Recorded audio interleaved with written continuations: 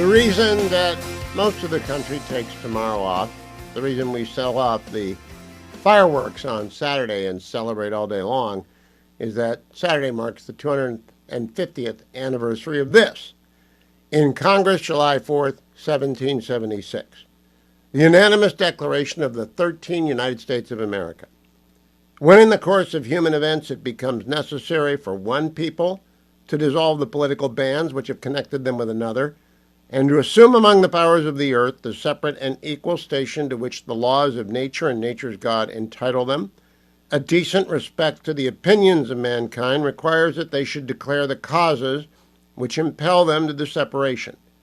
We hold these truths to be self-evident, that all men are created equal, that they are endowed by their Creator with certain unalienable rights, that among these are life, liberty, and the pursuit of happiness, that to secure these rights, governments are instituted among men, deriving their powers from the consent of the government, that whenever any form of government becomes destructive of these ends, it is the right of the people to alter or abolish it, and then to institute new government, laying its foundation on such principles and organizing its powers in such form as that to them shall seem most likely to affect their safety and happiness. Prudence, indeed, will dictate that governments long established should not be changed for light and transient causes, and accordingly all experience has shown that mankind are more disposed to suffer while evils are sufferable than to right themselves by abolishing the forms to which they are accustomed. But when a long train of abuses and usurpations, pursuing invariably the same object evinces a design to reduce them under absolute despotism, it is their right, it is their duty, to throw off such government, and to provide new guards for their future security. Such has been the patient sufferance of these colonies, and such is now the necessity which constrains them to alter their former systems of government. The history of the present King of Britain is a history of repeated injuries and usurpations, all having in direct object the establishment of an absolute tyranny over these states. To prove this, let facts be summoned to a candid world. He has refused his assent to laws, the most wholesome and necessary for the public good. He has forbidden his governors to pass laws of immediate and pressing importance unless suspended in their operation till his assent should be obtained. And when so suspended, he has utterly neglected to attend to them. He has refused to pass other laws for the accommodation of large districts of people, unless those people would relinquish the right of representation in the legislature, a right inestimable to them and formidable to tyrants only. He has called together legislative bodies at places unusual, uncomfortable, and distant from the depository of their public records for the sole purpose of fatiguing them into compliance with his measures. He has dissolved representative houses repeatedly for opposing with manly firmness his invasions of the rights of the people. He has refused for a long time after such dissolutions to cause others to be elected, whereby the legislative powers, incapable of annihilation, have returned to the people at large for their exercise, the state remaining in the meantime exposed to all the dangers of invasion from without and convulsions within. He has endeavored to prevent the populations of these states, for that purpose obstructing the laws for naturalization of foreigners, refusing to pass others to encourage their migrations hither, and raising the condition of new appropriations of lands. He has obstructed the administration of justice by refusing his assent to the laws for establishing judiciary powers. He has made judges dependent on his will alone for the tenure of their offices and the amount and payment of their salaries. He has erected a multitude of new offices and sent hither swarms of officers to harass our people, eat out their substance. He has kept among us in times of peace standing armies without the consent of our legislatures. He has effected to render military independent of and superior to the civil power. He has combined with others to subject us to a jurisdiction foreign to our Constitution, unacknowledged by our laws, giving his assent to the acts of pretended legislation, for quartering large bodies of armed troops among us, for protecting by a mock trial from punishment for any murders for which they commit on the inhabitants of these states, by cutting off our trade with all parts of the world, by imposing taxes on us without consent, for depriving us in many cases of the benefits of trial by jury, for transporting us beyond the seas to be tried for pretended offenses, for abolishing the free system of English laws in a neighboring province, establishing in therein an arbitrary government, and enlarging its boundaries so as to render it at once an example and fit instrument for introducing the same absolute rule into these colonies, for taking away our charters, abolishing our most valuable laws, altering fundamentally the forms of our government, for suspending our legislatures and declaring themselves invested with power to legislate for us in all cases whatsoever. He has abdicated government here by declaring us out of his protection and waging war against us. He has plundered our seas, ravaged our coast, burnt our towns, and destroyed the lives of our people. He is at this time transporting large armies of foreign mercenaries to complete the works of death, desolation, and tyranny, already begun with circumstances of cruelty and perfidy scarcely paralleled in the most barbarous ages, totally unworthy of the head of a civilized nation. He has constrained our fellow citizens taken captive on the high seas to bear arms against their country, to become executioners of their friends and brethren, or to fall themselves by their hands. He has excited domestic insurrections among us, and he's endeavored to bring on the inhabitants of our frontiers the merciless Indian savages, whose known rule of warfare is an undistinguished destruction of all ages, sexes, and condition. In every stage of these oppressions, we have petitioned for redress in the most humble terms. Our repeated petitions have been answered only by repeated injury. A prince, whose character is thus marked by every act which may define a tyrant, is unfit to be the ruler of a free people. Nor have we been wanting in attentions to our British brethren. We have warned them from time to time of attempts by their legislatures to extend an unwarrantable jurisdiction over us. We have reminded them of the circumstances of our emigration and settlement here. We have appealed to their native justice and magnanimity, and we have conjured them by ties of our common kindred to disavow these usurpations, which would inevitably interrupt our connections and correspondence. They, too, have been deaf to the voice of justice and consanguinity. We must, therefore, acquiesce in the necessity, which denounces our separation, and hold them, as we hold the rest of mankind, enemies in war, in peace, friends.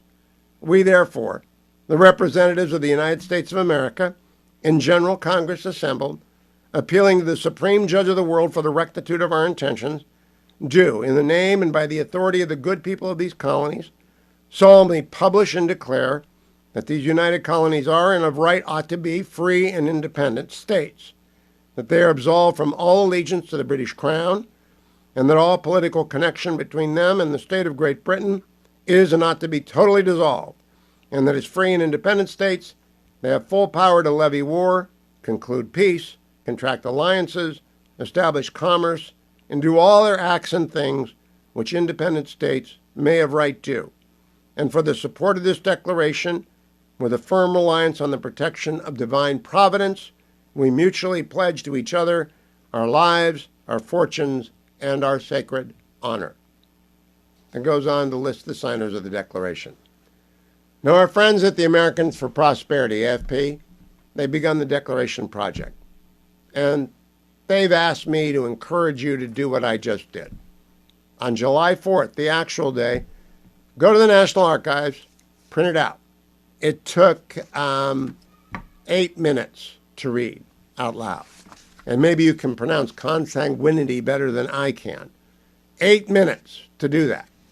AFP is, in fact, asking you to head over to a250toolkit.com/Hugh, a250toolkit.com/Hugh, and sign there the pledge to do that.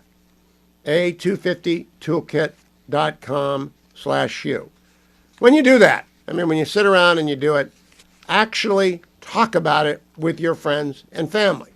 See if anything sits particularly well with them. I have long told my law students that my favorite part of the Declaration is in the indictment of George, when he is called to task for sending out swarms of officials to eat up our substance. He has erected a multitude of new offices and sent hither swarms of officers to harass our people and eat out their substance. That reminds me of the administrative state today. That's why it's my favorite part of the Declaration. But maybe you have a different one. You might like the beginning or the end. You might like the middle or one of the phrases. You might be able to pronounce consanguinity.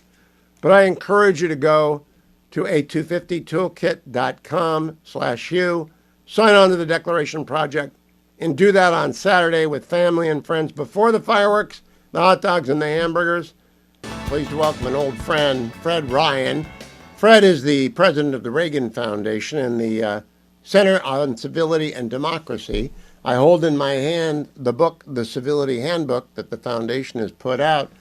Fred, welcome. I began the show today by reading the Declaration of Independence, and I had to note, because I knew you'd be on today, that it includes in its first paragraph, a decent respect to the opinion of mankind requires that they should declare the causes which impel them to separation.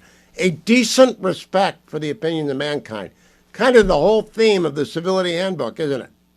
Exactly right, Hugh. And it's great to be back on your show. Thanks for having me. But we timed that civility handbook to coincide with the 250th because it's a time for people to look back and see, how does our model of democracy work? What does it require?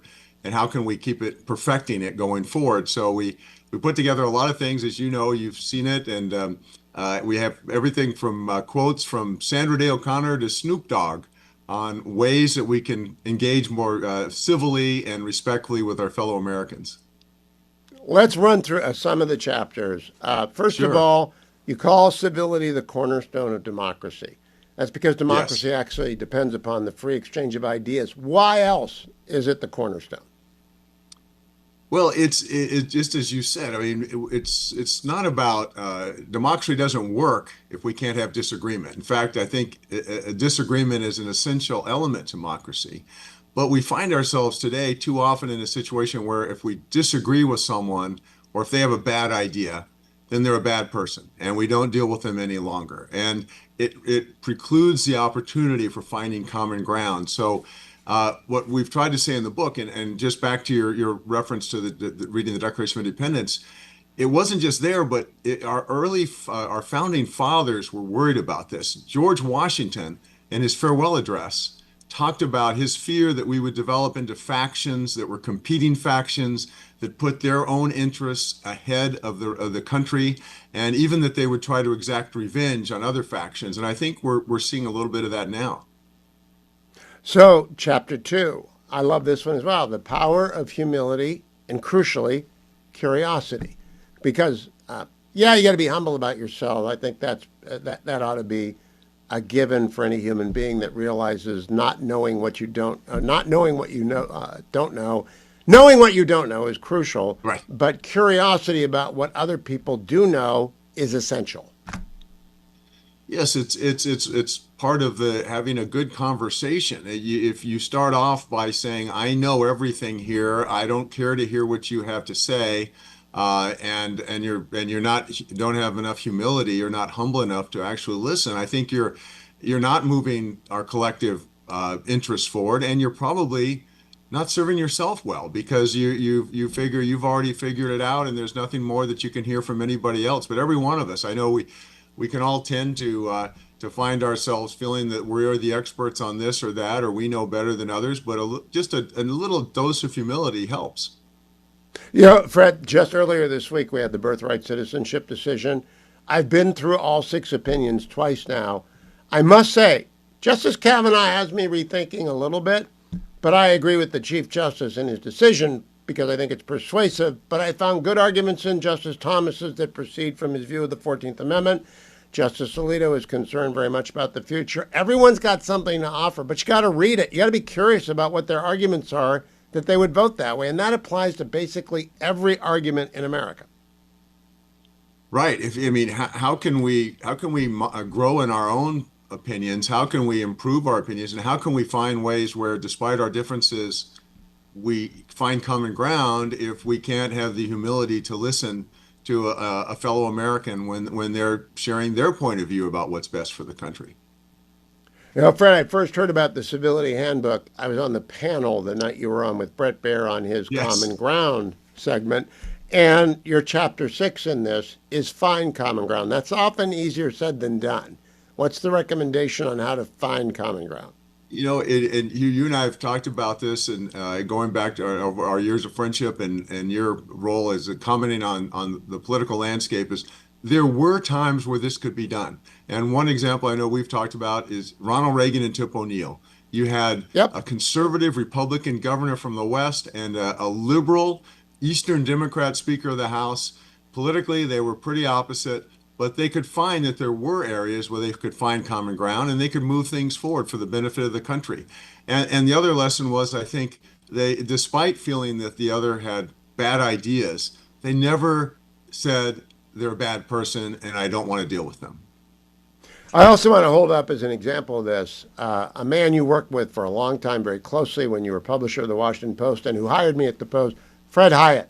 Now, Fred and I Yeah. probably agreed only about 25% of the time, but he was the most civil individual I think I've met, in at least the equal of any civil individual in Washington, D.C. It's a tragedy when he died young, but boy, did he try and make the pages balanced, fair, equitable, and curious, intelligible to all. He really is the personification from the media world of the civility handbook. Agree with that? Fred was. He was, for all the reasons you mentioned, a wonderful person, and I was one of the things I was happy was he was able to recruit you to be on the team there. But I'll tell you one lesson that I learned from Fred Hyatt that I try to apply, and I think we could probably in the next edition of the Civility Handbook we could add this. He said, when you're critiquing somebody and you're debating somebody and you're criticizing them, criticize their strongest argument. Don't find the weakest point and go after that because that's easy. But pick the strongest one and critique that and base your opinion on that. And I think that's, I think a lot of us could learn from that. You look at a lot of some of the extreme sites on the platforms and even some of the very opinionated cable channels, and you hear them taking on criticizing an opponent, but they're picking the weakest, lightest part of their argument when I think all of us would be more persuaded if they took on the strongest part of their argument. Mowing down straw man, I call that. Before I go back to the Yes. specific, how do people get the civility handbook, Fred? I want to make sure people know they can get it. Well, thank you. It's available. It's free. We made it available through civilityhandbook.com.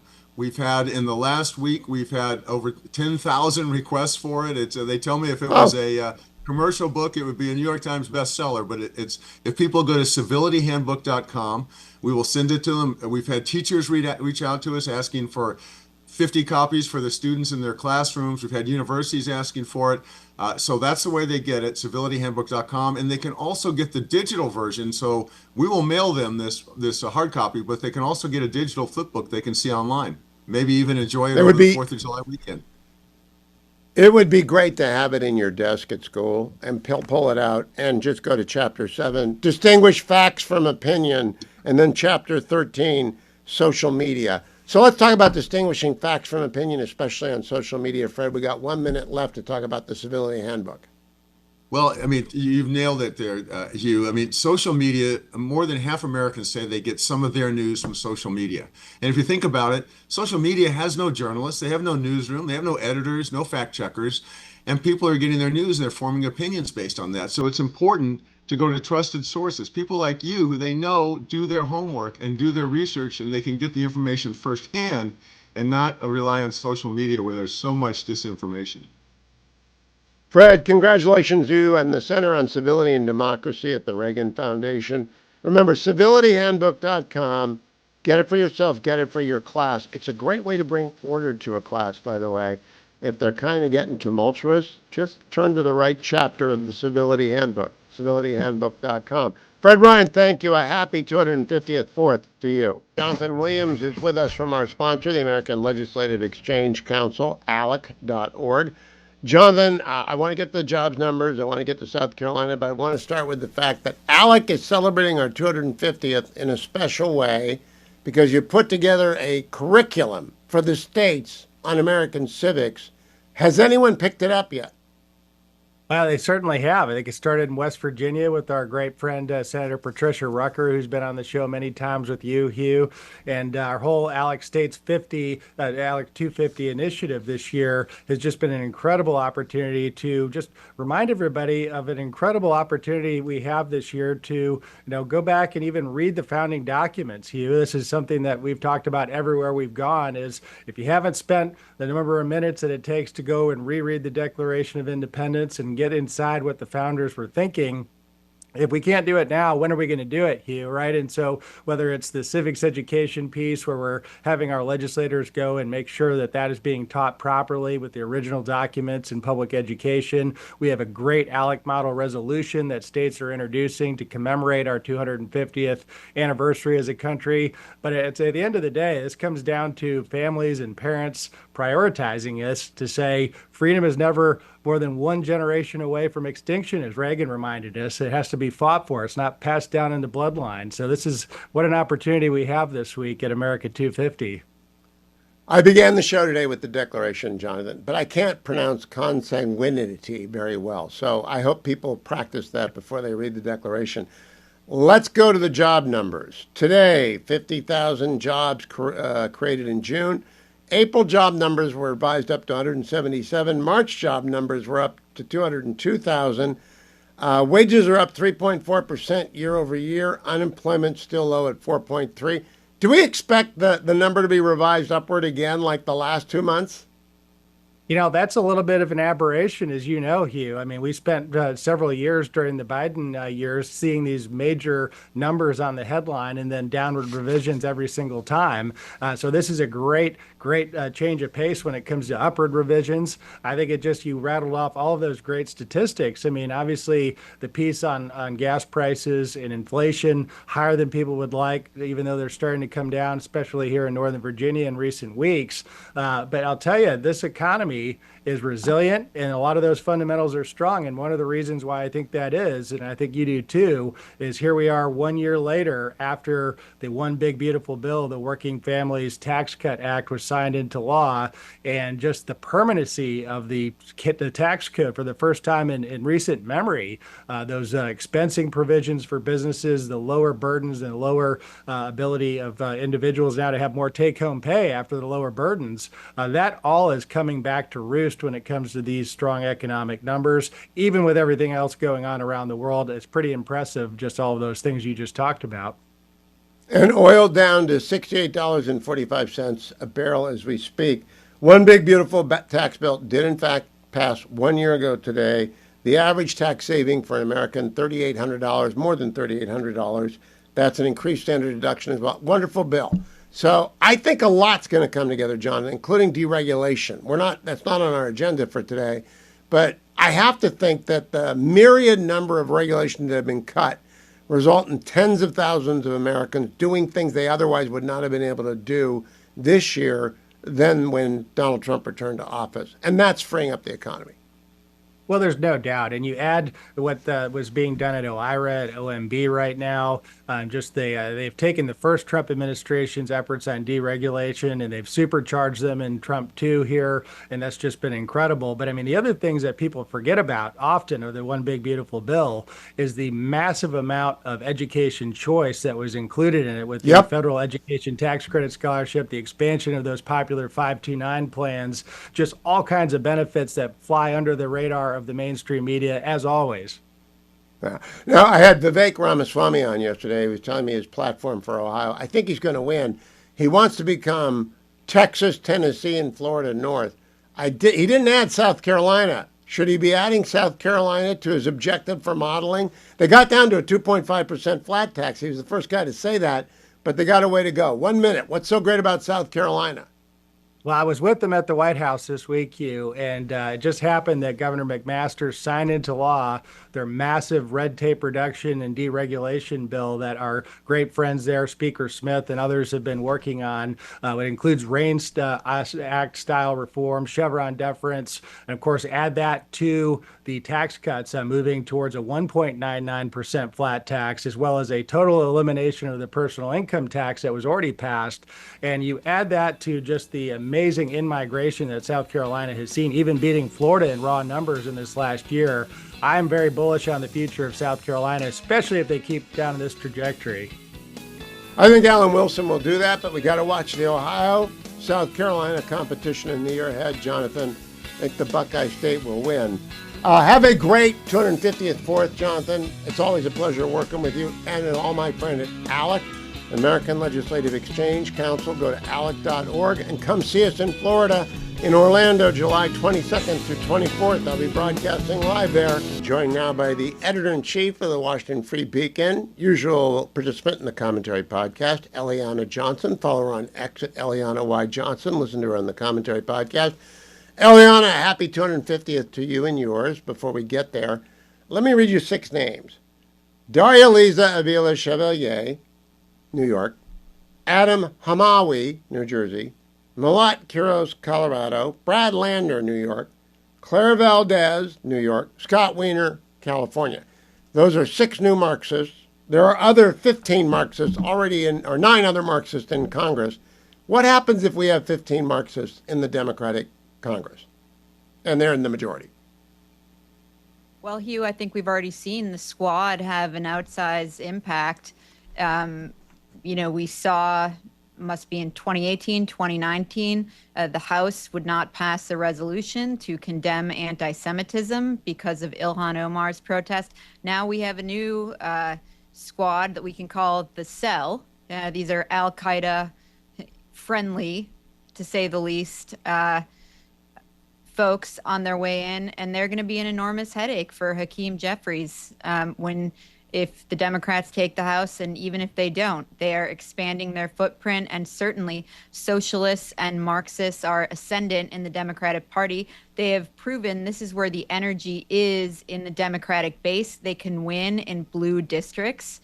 I think the question that remains, Hugh, is in statewide elections, in Maine, where Graham Plattner is running with DSA backing, in Michigan, where Abdul El-Sayed is running with DSA backing, and these far left-wing candidates are trying to win in swing states, can they take this revolution statewide?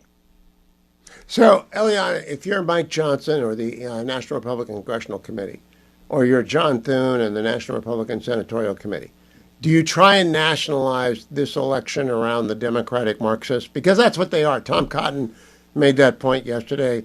Democrats are being taken over by Marxists. We've never seen this in America before. 250 years, we've never had a Marxist party that was serious. Now we do. Right. Well, Hugh, every Republican was asked to account for every last thing Donald Trump said. And I think something similar should be asked of these Democrats in terms of what their star candidates are saying. And one thing that's striking is we haven't seen Democratic leaders disavow the most controversial anti-American things that these candidates have said. In fact, we've seen the opposite. We've seen Hakeem Jeffries come out and congratulate these candidates on their victories. And we've seen Chuck Schumer come out and say the Democratic Senatorial Campaign Committee is happy to support Graham Plattner and presumably whoever wins the Michigan primary in their races. So we've gotten silence from Democratic leadership who are afraid of these people and presumably preparing to be steamrolled by them if they win. I do want to say a good word for Adam Smith. He's a Democrat from Washington State who's chairman, actually ranking minority member of House Armed Services. He's very upset about the March of the Marxists, and he talks bluntly about it. John Fetterman talks bluntly about it, but that's not enough. Do you think it's a winning strategy for Republicans to just say, these are Marxists, they will destroy our economy and our way of life and your civil liberties? Well, I think it's a winning strategy to make clear what these people believe in, which I don't think are views that are popular with the broad middle of the electorate, which are no borders, no police, and vile hatred for America. We're about to celebrate our great inheritance, the country's 250th anniversary, and these are people who openly sneer at our inheritance and hate this country and say so up openly. in your home state, Peggy Flanagan is ahead, Lieutenant Governor.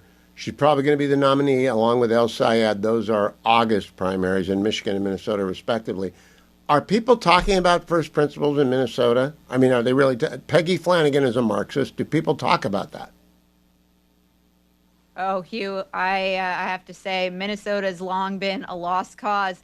As we've seen Republicans win in Wisconsin, in Iowa, in Michigan, all of the surrounding states, Minnesota, with its long history of a DFL party, is one of the only states where the Democrats have continued to hang on. We'll see if 2026 is the year that changes. All right, this would never fly with my generation or your father's generation. What about your generation? Are they the youngs are droving Kiros in Denver? The people who are under 30. What about your generation, which is 10 to 15 years older than them? Are they rejecting Marxism? Is it just the 30 and under? I think where we really see this is kind of the 18 to 34 generation in both parties, frankly. There's a meeting of the minds on the far left and the far right. And I have to say, Hugh, I think the kids under 18 who experienced the long reach of government during COVID have better heads on their shoulders than do the generation just above them, the Daria Lisa Chevalier generation, who have been in college and grad school for 15 years or whatever she has been. But I have a sense that the generation coming up out of college right now or in high school right now have a better view on the world and more sense than our current crop of political candidates, 20-somethings and early 30-somethings, the Zohran Mamdani generation. Last question, Eliana. I know you're busy and you've got a lot of reporters to send to a lot of places.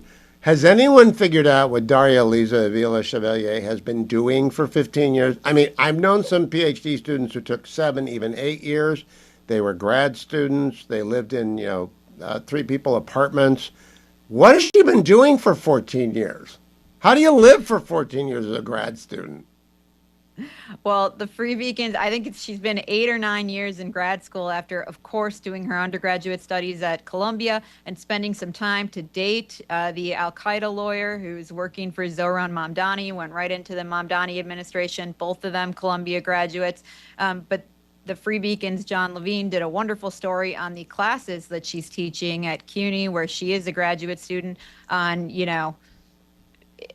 African American intersectionality of intersectionality. Intersectionality, words you can't pronounce. So I think that's how she's been spending most of her time, as well as attending rallies on October 8th, 2023, where she's cheering on the Hamas invasion of Israel.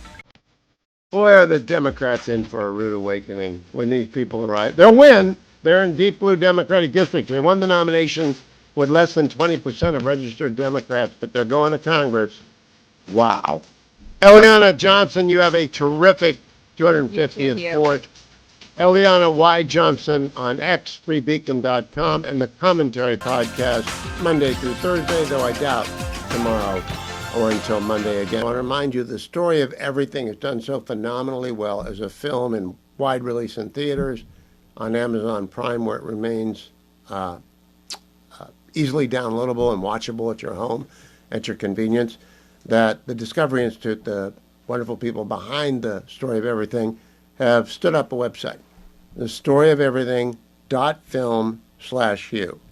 When you visit thestoryofeverything.film/you, you'll learn what the whole movie is about, the history of science, intelligent design, theory and practice, the repudiation of the new atheist, the repudiation of the old atheist. Not an apologetic, of course. It's not going to tell you to be a Christian or be a Buddhist or be a Muslim. It's just going to tell you that science has confirmed that there was a beginning to the universe. There has to be a designer, both at the macro, universal scale. The entirety of the cosmos bespeaks an intelligent design, as does the smallest cell in our organism and the features of every cell. It's done in a way that anyone can understand, even I. I'm not Mr. Science. I'm not going to be doing experiments in my lab over the long weekend. But you will love the story of everything.film/you, the story of everything.film/you. You know what else you're going to love? If you've got it, you'll be using it, the Best Hot Grill, because the Best Hot Grill would make July 4th perfect. I don't know if you've got enough time to order one right now, but you can certainly go on the website and try besthotgrill.com. They featured the Solaire infrared grill. They heat up to 1,000 degrees in just 3 minutes. They produce unmatched, delicious food of every kind. I recommend the beef. We had steaks last night, in fact, fabulous steaks. You might also want to get the smaller version or the cart version or the built-in version. There are more than 40 different designs and features that you can add or subtract to. But there's only one Solar infrared grill. It's made in America. There's only one place to get it, besthotgrill.com. Give the gift of a lifetime to someone who's meant everything in your life, besthotgrill.com. Finally, let me close this hour by reminding you about the disaster in Venezuela. Not that you need much reminding. It's on the news if you're watching the news at all. It's a catastrophe. And the number of 2,000 dead has got to be low. It's still a dictatorial place. We're getting along better with them and we're helping them rebuild. But this was a shattering event. And tens of thousands of people are without homes. They got nothing. Food for the Poor is rushing everything there. They're helping the children in the makeshift shelters. They're helping the parents who are searching for clean water. It's that basic. The piping's all blown up. They're providing emergency hygiene supplies, other life-saving assistance.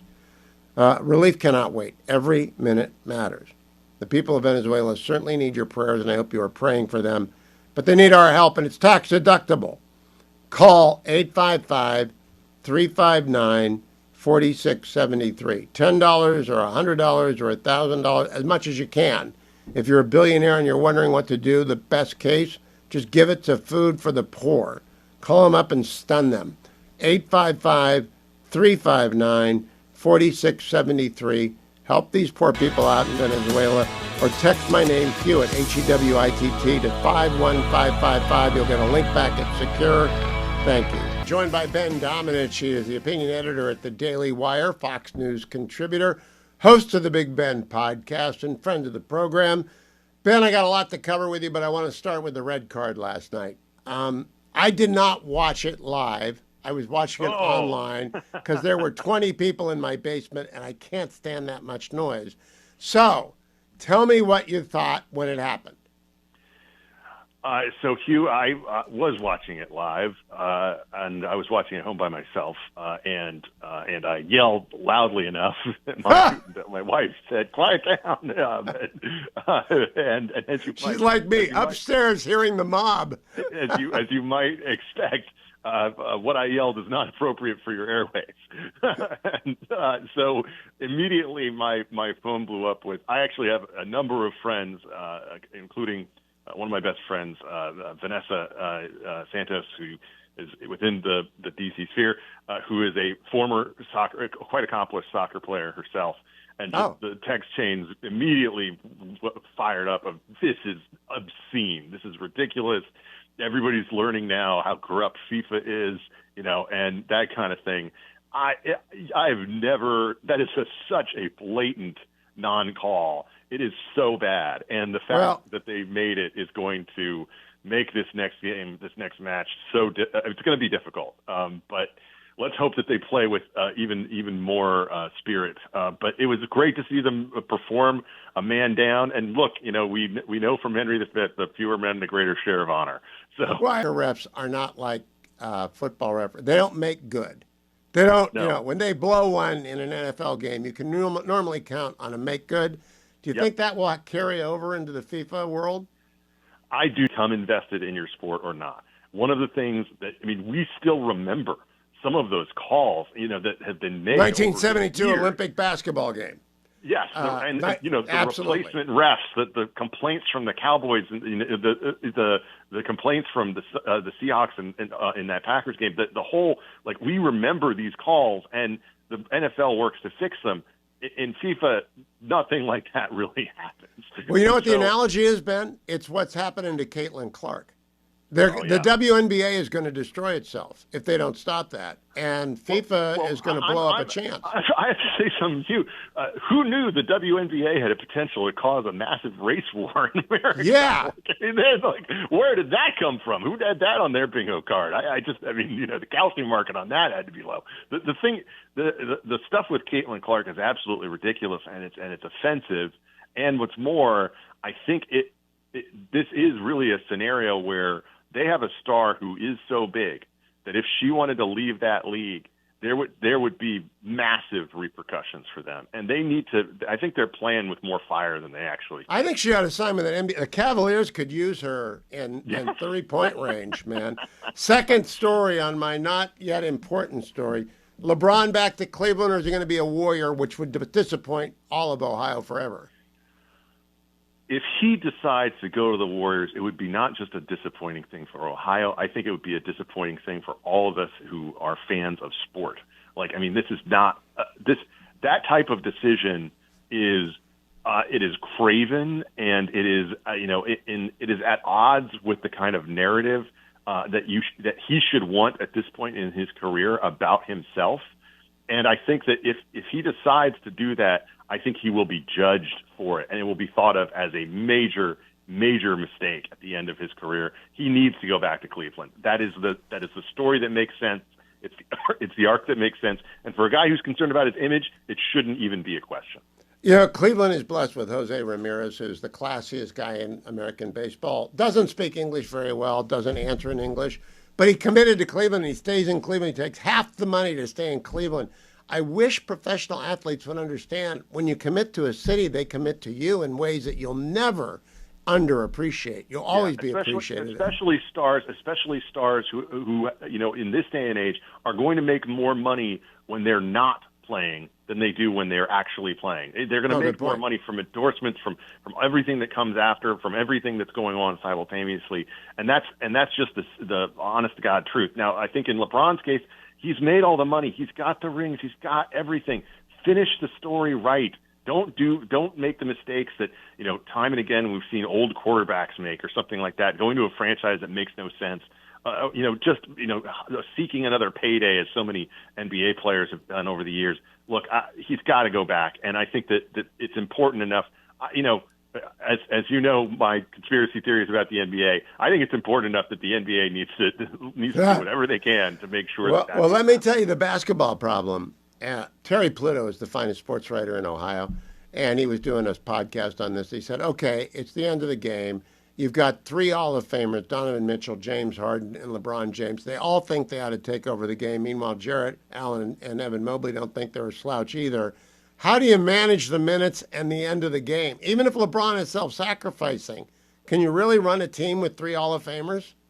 I think that's going to be the test, but I think that you got to try. And I mean, if it doesn't work out, it doesn't work out. But, again, look, I know the Warriors and Windhorse, over at ESPN, was on this, from the get-go. The Warriors moved, in terms of their own cap situation to make some room for this. So clearly they think they have an opportunity. Clearly they wanted those jersey sales. But we can't let this happen. It's not. I mean, it's bad. It's bad for the NBA. It's bad for fandom to see someone like that have the ability to go back to his hometown, be on a competitive team, write a great end to his story, and instead choose, no, I'm going to go to somebody, go to a team that is Steph Curry's team. That is absolutely Steph Curry's team and will be remembered as such. That's not the way he should go out. Though I will say, credit to LeBron, Dad of the Year, for waiting until his son's contract vested to announce this. Yeah. All right. Well, next question, 250th. I began the show by reading the Declaration. I'm not in D.C. for the summer. I go to both coasts because I can't stand it. So I haven't been to the Great American State Fair. Have you been down there? 7 degrees here today. Oh gosh! Oh, that people ask me why. I've got asthma, and I'm too old to just deal with that. Have you been down to the Great American State Fair? Is it fun? So I have been down there multiple times. I've done some Fox hits from there, and I've walked around a bit. I got to be honest with you, Hugh. I think this could have been a lot better, and the reason that I say that is, I think that what happened a little bit was it actually looks great, and there's a lot more people. People on the liberal networks are like, oh, there aren't people there. No, there's actually tons of people around, and there's tons of tourists, which is good. And a lot of tourists actually are going to the rodeo, which is an impressive scene, right there in front of the Jefferson Memorial. There's plenty of folks down there. The thing that I think is kind of the major botch of this is actually something that almost no one is talking about. The food's bad. The food is not impressive. And I wish that they had import whoever is at the Iowa State Fair, the Texas State Fair. The food, as you know, at state fairs. The Minnesota State Fair, I've broadcast from a dozen times. French fries, chocolate chip cookies, butter, everything. It's fabulous. It's like you needed to have like a major investment in that side. It's totally absent from that, and that is a criticism from my perspective because it would have been an opportunity to kind of have a smorgasbord of like the most amazing, ridiculous, over-the-top fried Snickers, whatever you want to get kind of thing that only exists at these state fairs. Show it off, have fun with that. And I think that that's something that just was a miss. It has been very hot, which they can't control. I suggested to the agricultural secretary yesterday, who I ran into, Brooke Rollins, that they really should have just put a tent over the middle of that, over the green part, even if it was visually less impressive, just because there's a lot of moms pushing around babies in strollers in, 97-degree, 100. It's really 107 today. It's not really that high. It peaked at 107 today. It was 102 last time I checked. So the thing that is very, very troublesome about it is that, like, there's a lot of families who are here who, quite frankly, are just not out there on the field, on the mall, because they're going to the museums, because the museums have air conditioning, AC. which is also good. Like, that's good. They're coming to DC and they're seeing the stuff that they should be able to see. And some of the stuff that's in there is incredibly impressive. The collections that they brought together, the National Gallery of Art, everything else like that, it's really good. All right, Ben is going to stick around for the next two segments. Off air, we're going to talk about Zoran Mamdani and what he has unleashed. And then on the other side, we're going to talk about the March of the Marxists from east to west and what's going to happen to the Democrats and how Leader Thune and Speaker Johnson ought to organize the NRCC and the NRSC to combat the March of Marxism and the Democrats. After the break, Ben, I'll run through the names for the audience of the Marxists who are running in the Senate and the House. They're going to have a crazy problem on their hand.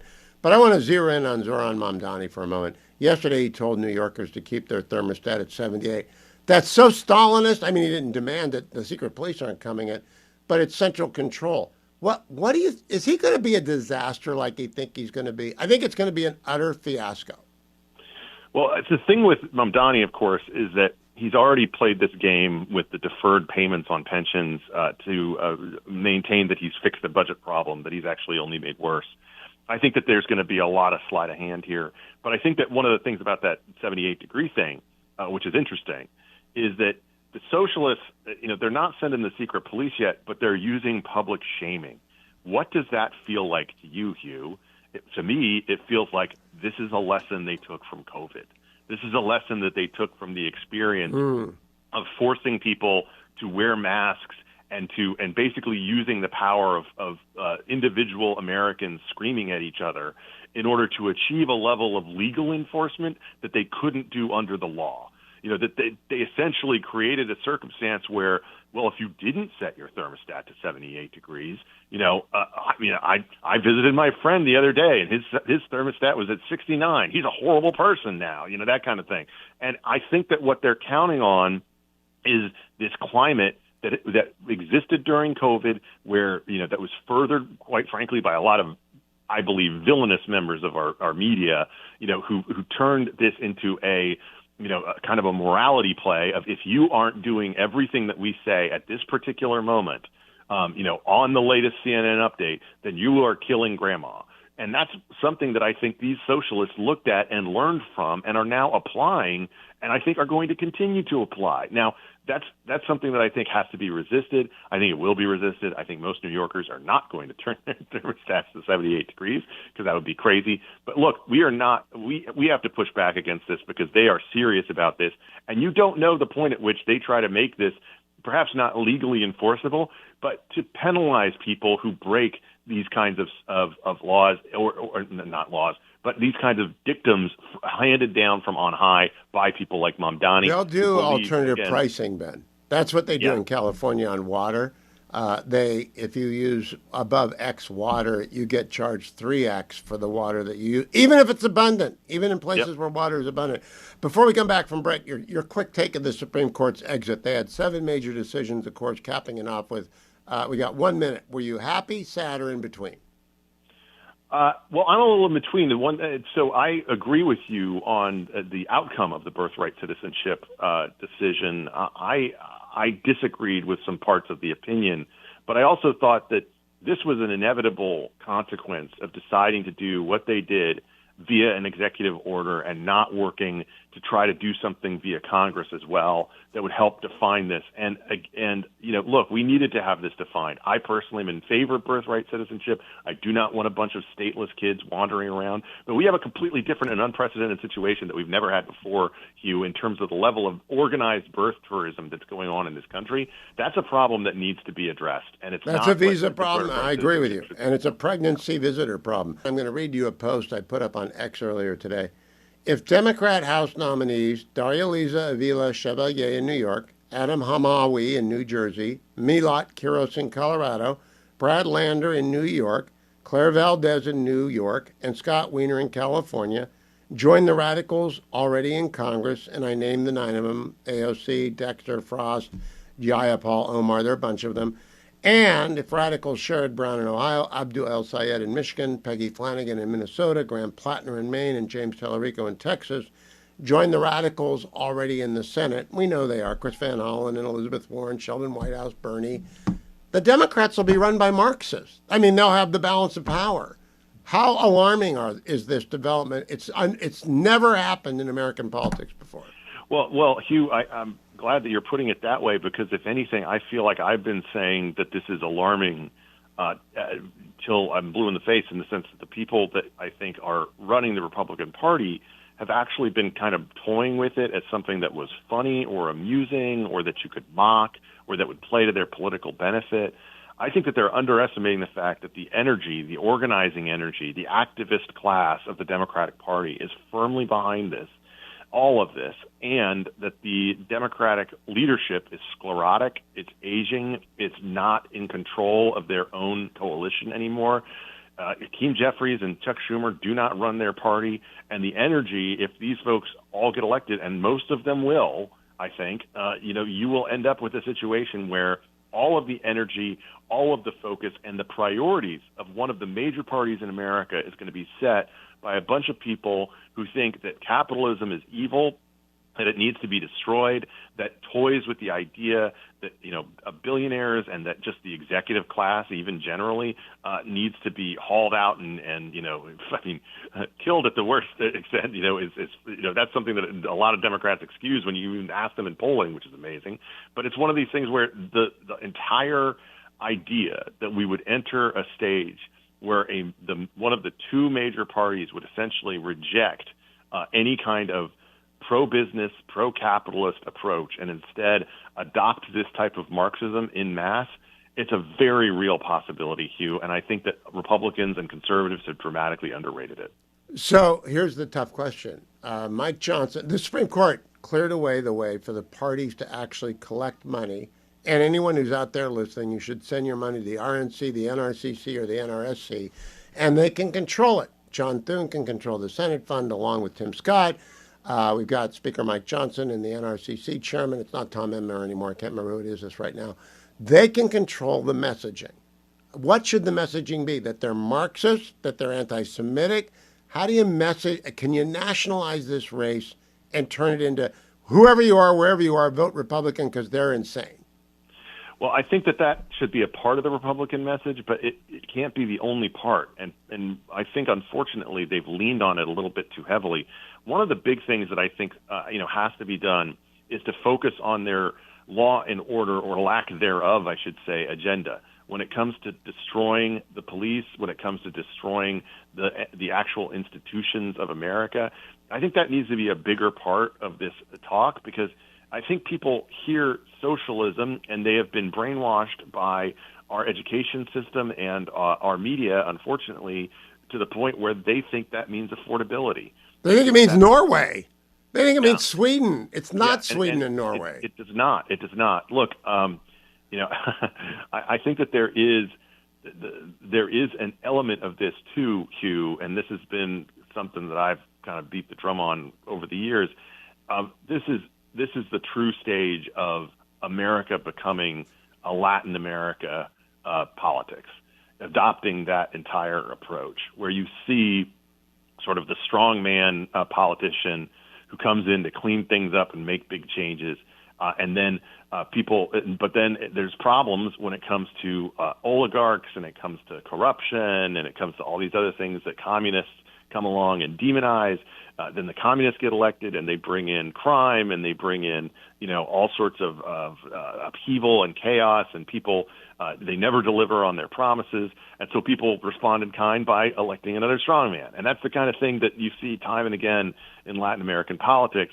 I think, unfortunately, in America, we are looking more and more like that on a daily basis. And that's something that the communists think, and they really are communists, they're not socialists. They think benefits them, and they're going to try to run on that agenda. Republicans need to understand that they have vulnerabilities on this point, especially when it comes, I think, to the anti-corruption language that they're going to use.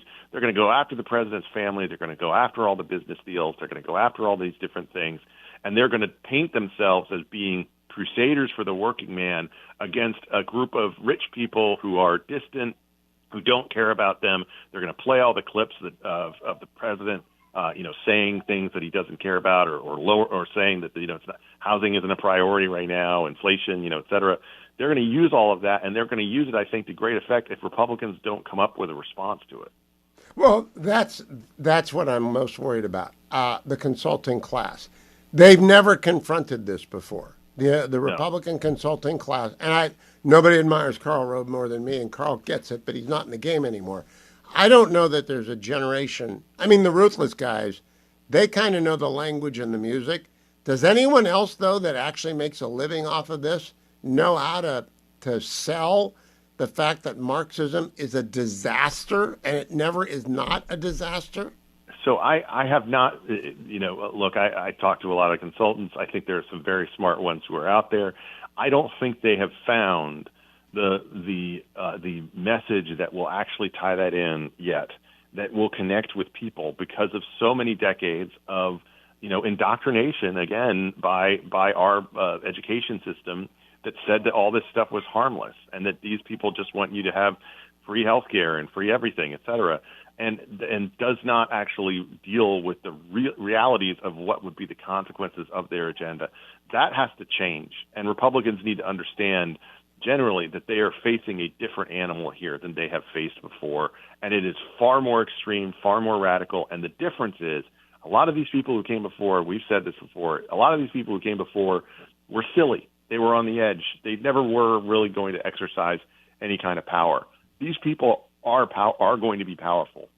They have enough of them that if they form, a consistent, caucus within the Democratic Conference in the House, they will be able to affect policy to a greater degree than ever before. They'll control the speaker. They'll control the leader. They will control everything. And I think that people are underestimating the fact that this Democratic leadership is the weakest it's ever been in our lifetime. Nancy Pelosi is no longer in control of this situation. You do not have people to keep people in line. She knew how to keep the squad in the box, even though she let them in. And I think that was, something that was a mistake to do, of course, but she kept them in the box. She gave them things that they could run and chase. She said, go off and make your case for your Green New Deal. And by doing so, she basically she neutered their ability to actually, affect policy within the Democratic Conference to a great degree. That's going to change, and that's going to be a major difference than anything that we've seen, certainly in my lifetime. It certainly does make Susan Collins' race in Maine and Mike Rogers' race in Michigan the most important races in the United States. I mean, I want John Husted to beat old Sherrod Brown, who's kind of Joe Biden, but getting bad faster than Joe Biden did. And I want to beat Ossoff, but we really have to reelect Collins and have Mike Rogers win in Michigan. Ben, have a great 250th. Always a pleasure to spend time with you. Follow him on X at B. Dominich. Listen to the Big Ben podcast, and of course, read the Daily Wire, his opinion pages, and the interview of the week on Saturday. Trey Yanks gave us an update earlier today on the toxin gutter, which I want to make sure you hear, cut number 4. Harris, good morning. Qatari mediators announced that positive progress was made during those technical talks on Wednesday as this memorandum of understanding moves forward. The Iranians are now admitting that some nuclear inspections will take place, and some of the money they received from sanctions relief will be used to buy goods for the Iranian people. President Trump was asked about the status of negotiations yesterday. As far as things are going, the denuclearization of Iran is moving along well. They've had very good meetings. I think they've come a long way. We hit them very hard last week. I think they're fine. I think we're going to. It's the denuclearization of Iran. It's very simple. And Iran cannot have a nuclear weapon. As diplomacy plays out, U.S. forces remain in the region. The U.S. Navy announced that a crew member from an MH-60S Seahawk helicopter is missing after an emergency water landing in the Arabian Sea. U.S. Naval Forces Central Command posted to X saying there is no indication the emergency was caused by hostile action. Yeah, there wasn't. I kept close watch on that, the helicopter from the bush. No update for you on that yet. I'm sure they're still searching for the pilot. They're trained to survive. Prayers for that. I want to tell you about The Story of Everything, which is available at Amazon Prime right now. It's a movie that just blew away expectations at the box office. It's available at Amazon Prime, and because of the response to the movie, the Discovery Institute, which is behind it, have stood up a website devoted solely to explaining what the movie's about, making it easy to find out where to see it. It's thestoryofeverything.film/Hugh. Thestoryofeverything.film/Hugh. We'll give you all the details on intelligent design, on the history of science that truly went a revolution in the last 50 to 100 years. We went from Darwin and a random universe made up of particles that bumped into each other and produced us, to almost near unanimity among serious scientists that there was a beginning, there was a creator, there is an intelligence behind the extraordinary complexity of the universe. There's also an intelligence behind the extraordinary complexity of the human cell, both cosmos and microscopic. There's an intelligent design. The story of everything.film/Hugh tells you all about it. Go and visit the website and find out about it, whether you're a physics junkie or someone who just wants to see a beautiful movie. The story of everything.com/film. Let's check in on Graham Plattner, the communist from way up north in Maine, cut number 8. I think we are much closer to universal health care than people think we are. We don't have universal health care. We don't have a single payer system. The reason we have it isn't, or we don't have it, isn't because we haven't written good policy or we don't know what to do. It's simply because there has not been the political will or power to make it a reality. And I believe after this November, we're going to see a massive increase in people in the House and the Senate who see a universal single-payer system as the future in healthcare in this country. We're going to see a lot more of them. And that's going to allow us to build a lot more power, because at the end of the day, it really is just about power. It's just about power. Classic Marxist. By the way, the reason we don't have universal single payer is because it doesn't work wherever it's tried, like the NIH in Great Britain. And we have a national defense to provide for, and we don't want taxes going through the roof, and we actually like our doctors to answer our phone calls and give us appointments. We don't want to stand in lines forever. Obamacare was the first step. It was a massive and total failure. Your costs have gone up, your insurance has gone up, and the exchanges failed because Obamacare was the first step towards universal health care. It does not work in a country of our size and of our diverse medical needs. But Graham Plattner, of course, doesn't want to talk about his Nazi tattoo, the fact that he's a domestic abuser, the fact that he's a self-described communist. He wants to talk about the less offensive things like Medicare for all, which you really don't want. Meanwhile, Richard Blumenthal from Connecticut is whistling past the graveyard on CNN with Caitlin Collins, cut number 6. I'm hearing Caitlin as I go around the state of Connecticut, and I can't claim to be an expert on any other state or constituency, is thank you for fighting. Thank you for fighting for us. Thank you for standing up to Donald Trump. Thank you for fighting big tech, big tobacco, big pharma, big corporations. I reject that there is a single ideology or issue. We're a big, diverse country. And to try to take any single race or any single constituency and say that it applies everywhere, I think is going to be a mistake. He's an octogenarian who doesn't know what's happening to his own party. His own party has gone off a Marxist march, and they're going faster and faster. And 80-year-old Dick Blumenthal doesn't want to talk about it. What a surprise. Josh Kraushaar joins me, Jewish Insider editor-in-chief. Josh, we've talked a lot about the Democrats' hard left turn already this year, and we'll talk about it through November. But this week, Milot Kuros in Colorado became the sixth radical Democrat to join the ranks. Daria Liza Avila Chevalier is nominated. Adam Hamamli is nominated. Brad Lander, Claire Valdez, and Scott Wiener. Scott Wiener is not as anti-Israel, he's Jewish, as the rest of them, but they're all very, very radical. Have the people that you cover noticed this? Have like normie Democrats noticed what's happening to their party? Oh yeah, I mean, look, it is something that was a concern a year ago, got more deeply worrying 6 months ago, and now that these very radical, openly, extremist candidates have actually been nominated and are going to be headed to Congress, there are a lot of folks on the record. There are a lot more that are quietly whispering about how concerned they are about the direction of the party. But look, the big tests are coming up in the summer and then in the fall with Abdul El Sayed got the endorsement of Alexandria Ocasio-Cortez today, and that Michigan Senate race is a real proxy for these same forces.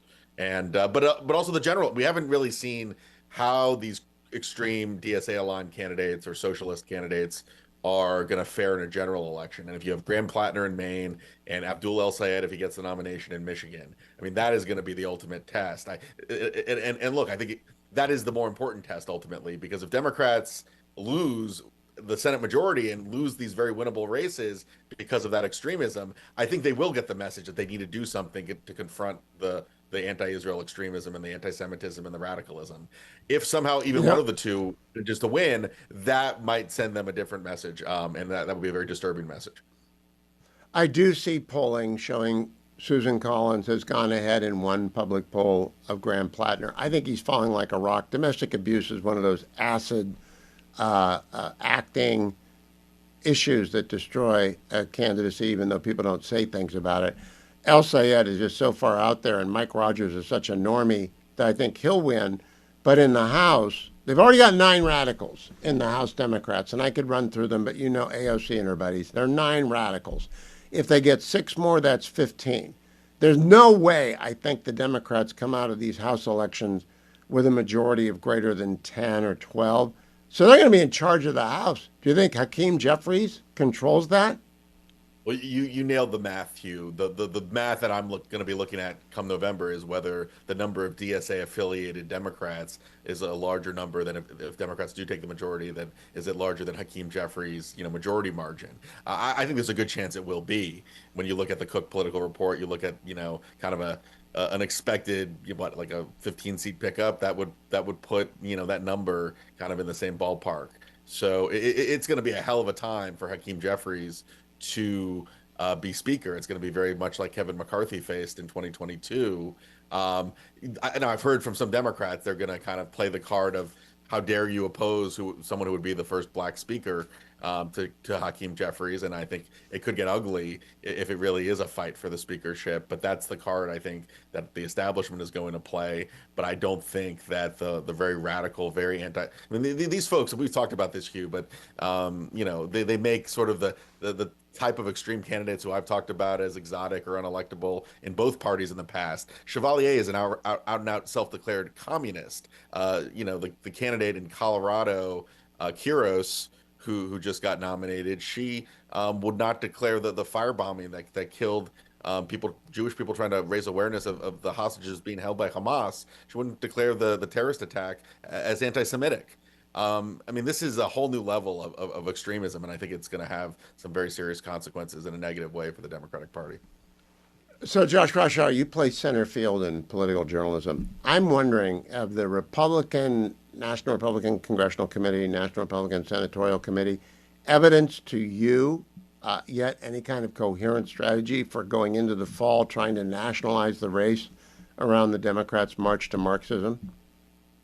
Well, look, we have Plattner. I mean, I think Maine and the nomination of Plattner might become a nationalized play, given just how prominent he has become and how problematic even Democrats who are pretty progressive they realize that this guy it may not be viable in the long term. I think that you're right, Hugh, that there was the first poll. The Fox poll came out this week showing him down for the first time in a public poll. And then the New York Times poll showed him only up by 2 points. But if you talk to Democrats who are looking under the hood of those numbers, not a lot of good trend lines for Plattner, a lot of real red flags.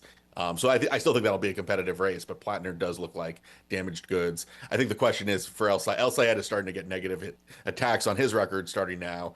The air wars are already beginning, and I think the question is, and I think you raised a good point, Hugh, earlier, that it really was the sexual abuse allegations as documented in the New York Times that really sank Graham Plattner's campaign. It actually wasn't the neo-Nazi tattoo. It wasn't the fact that he watched Hamas terrorists in a video killing Israeli soldiers and praising the video. It was the sexual abuse that really did him in.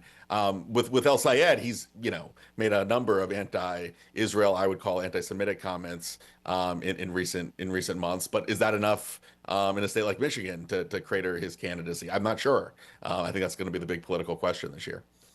Well, the good news for Republicans is Mike Rogers is a normie and Susan Collins is a normie. They're not running marginal candidates, which might make them vulnerable. I do wonder, though, about the math, and you just ran through it.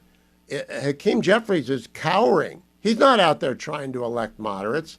He's not. AOC is out there endorsing El Sayed.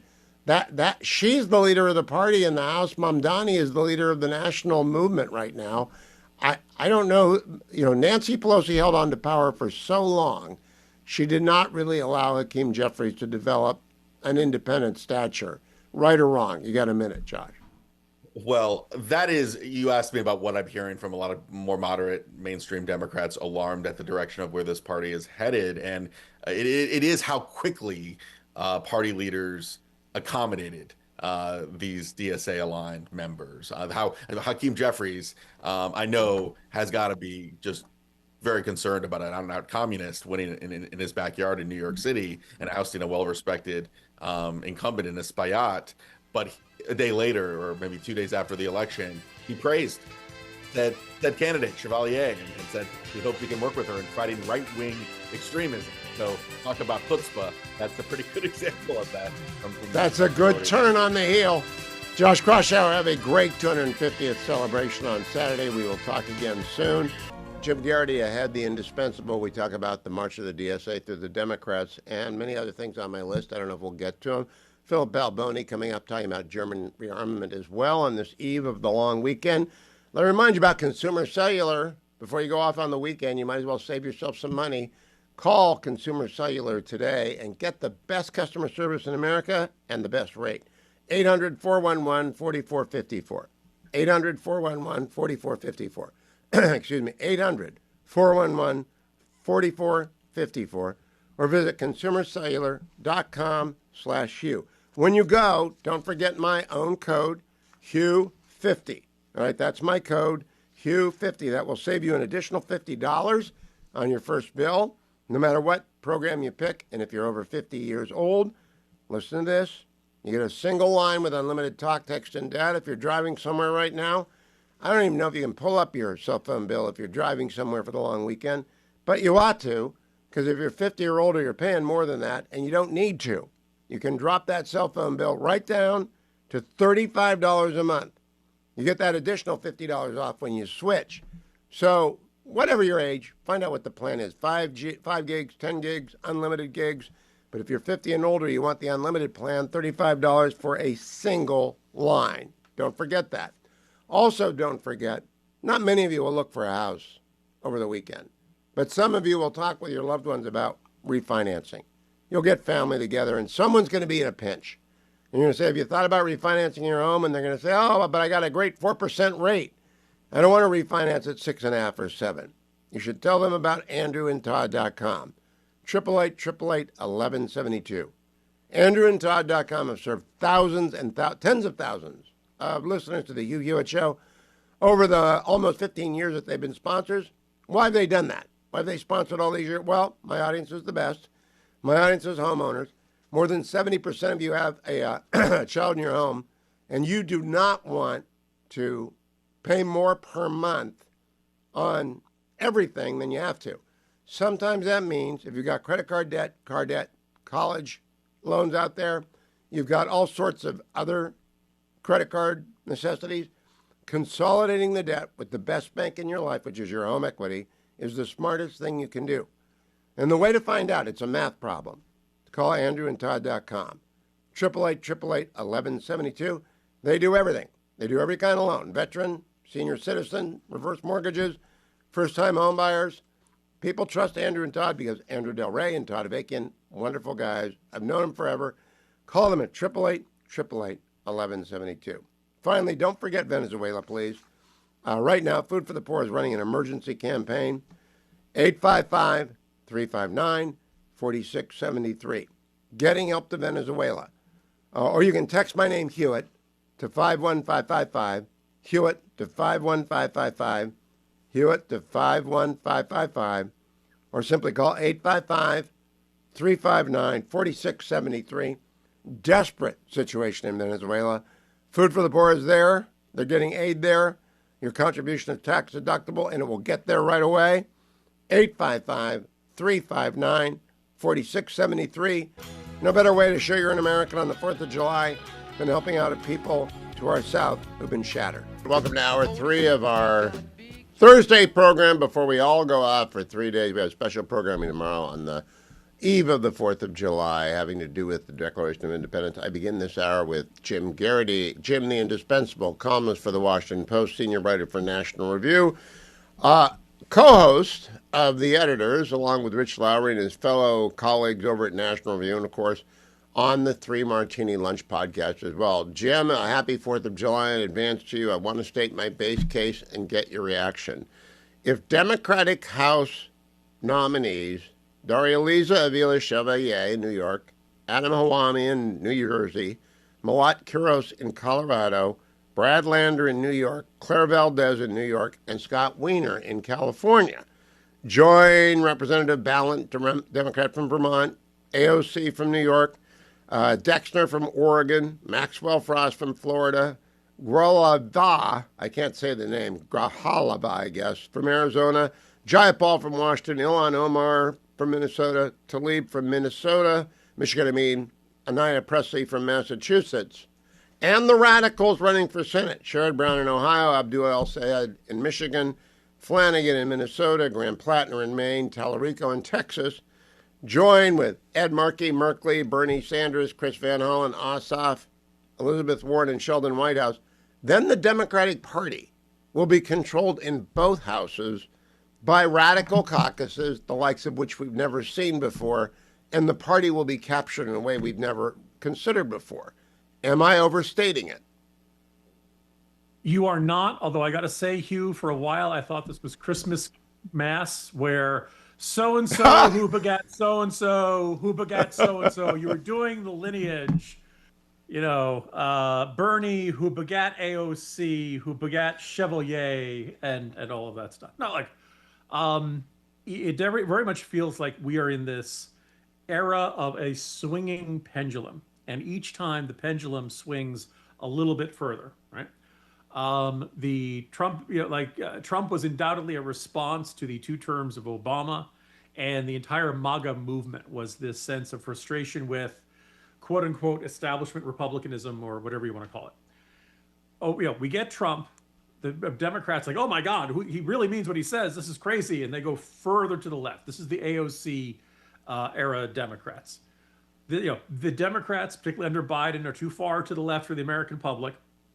And they swing back to Trump. And now you're getting Trump unleashed. I think you'd agree with me that second-term Trump is a different guy from first-term Trump. And it is further. Much more into Article 2 powers. Yes. Right. So now you've got this is now twice the Democrats have lost to a guy who they thought was absolutely unelectable the first time. And this is now a crisis. This is now something that really can't be done. So clearly it cannot be solved with someone like Michael Bennet, the Colorado senator who just lost the gubernatorial primary out there. He's too milquetoast, allegedly. He's not a fighter because he hasn't punched anybody out or something like that, right?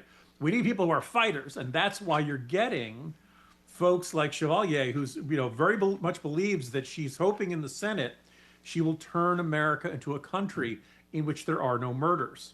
Now, I wish her every success in that endeavor, but I don't think it's going to happen because there's never been a human society that didn't do that. And my sneaking suspicion is that what separates us from that immanentized eschaton, to quote William F. Buckley, is not that we don't have Chevalier in the House. I don't think she's going to make that much of a difference when it comes to the homicide rate in the United States, other than probably making us want to kill somebody every time we have to listen to her some, commie pinko speech in the House of Representatives. But I'm going to go a little bit. I think your analysis of what happened is correct because Democrats are shocked by the aesthetic Donald Trump, the intellectual approach of Donald Trump, and the pragmatic steps that Trump takes, which can sometimes be brutal, like the border wall. However, to come up with the DSAers march, Chevalier, Hamalami, Quiros, Ladner, Valdez, Weiner, and all the other radicals out there, Graham Plattner, Flanagan especially, and El Sayed may be the most radical of them all in Michigan. Let's be clear. You take all those people. Plattner is a national socialist. Different kind. Okay, not a communist. But he is a self-described communist. For that. Yeah. He's a self-described communist. When they nominate people like this, is it possible for the Republicans to nationalize the race about what power in that caucus, let's just call it the radical left caucus in both houses of Congress, can the race be nationalized in November around that? Yeah, I have a feeling that between now and November, enough Americans will be frustrated with Trump, enough Americans will be frustrated with the state of the country and the direction of things, and they'll say, it's time for a change. We're going to vote for Democrats. Democrats are going to win the House. Don't know how the Senate's going to shake out. It'll probably be close either way. But what I do kind of think could very well happen is that this is, if it's not J.D. Vance, if it's not Marco Rubio, whoever the Republican nominee is, people can change their opinions really fast. And in 2022, the country did not actually give Republicans the big red wave that people were expecting. They stuck with Obama. They stuck with Biden. There was, other than Florida, there was kind of the sense that Republicans underperformed. And then as Biden accelerated into those last 2 years, there was a real sense of, you know what? We did not put the check on his power the way we wanted. He's really getting older, and swapping out Kamala Harris didn't do any good. So my sneaking suspicion is that Democrats will still have a good midterm. And that once these folks are no longer the outsiders, with this every outsider, every challenger has the easiest message. Things stink. Elect me and I'm going to make them better. But my sneaking suspicion is in 2027, 2028, when things don't feel dramatically better in the country with a Democratic House and perhaps a Democratic Senate, the American people will be like, well, wait a second. You guys said you were going to deliver, the end of murder, and everybody would be having socialist, we're supposed to have free grocery stores and free buses in New York City. Hugh, it turns out the warmth of collectivism is that you can't set your thermostat below 78. I know, and that's something. Poor people in New York. Before I get to the red card last night, because I saw you were watching as I was, the red card controversy, those 15 radical members of the House, it's the 9 who are there and the 6 who are coming in. They are communists. They might not call themselves communists. Yeah. They are communists.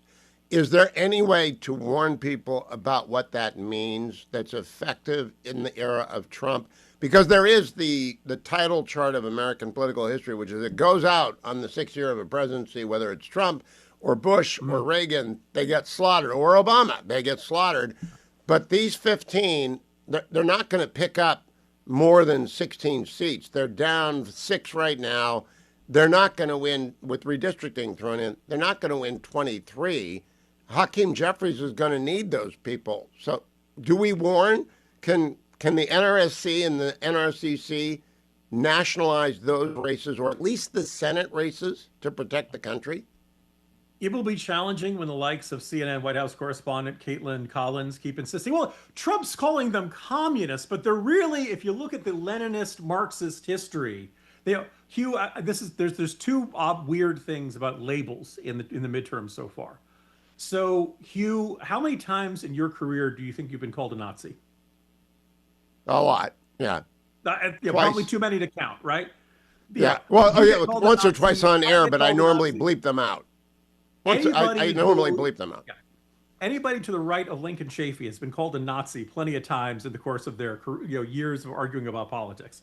The one person who the left is absolutely certain is not a Nazi is the guy who had the SS Totenkopf tattooed onto his arm. Correct. He's the one guy they're absolutely certain is not a Nazi, right? Well, in this case, we have people who, by any definition, they're talking about seizing the means of production. Or they have past comments where they said that they were a Nazi, of Chevalier and Plattner. And you say, oh, no, that was the ancient history. That was 4 or 5 years ago. I'm a totally different person now, right? Now, think about all the times Trump gets called fascist. Kamala Harris called Trump fascist, right?